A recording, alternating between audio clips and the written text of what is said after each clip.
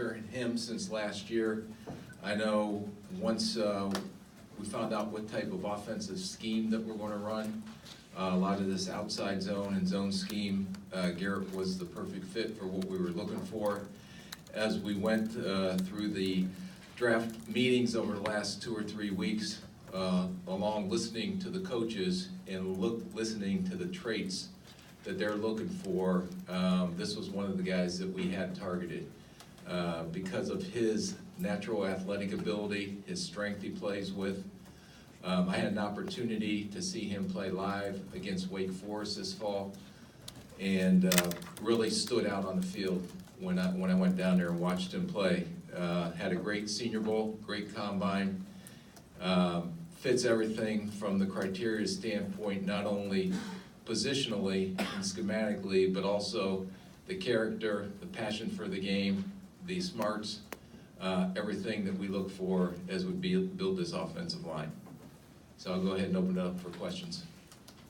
Rick, with so many offensive linemen available, were you thinking about possibly moving back, or was he too good to grit? I think, we had a couple opportunities, a couple calls, but we felt very strongly that this was a unique opportunity to get a very good football player to come into our program. Was there much consideration at all to taking a tackle, just because sometimes those guys go earlier in the draft than interior guys? Yeah, no, we've been through 100 scenarios leading up to tonight, and there are a couple guys that we looked at, but Bradbury was by far our target tonight when we got into the draft. Do you think he's a better center or guard? He started at guard 2 years ago, and then was a tight end that moved.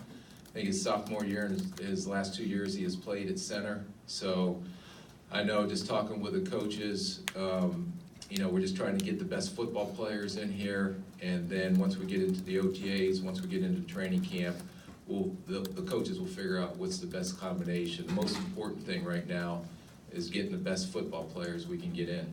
With as many positions as he has the capability of playing, how much did that play into effect of maybe some of that position flexibility with some of your current guys that you have?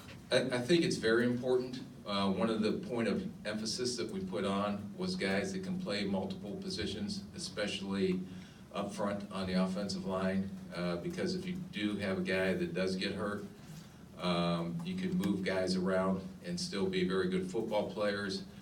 I know right now, just looking, I know he can play center and guard. I know Pat Elfline can play center and guard, and I know Josh Klein can play center and has also played guard and can also play some center. So position flexibility is definitely a key trait that we're looking for.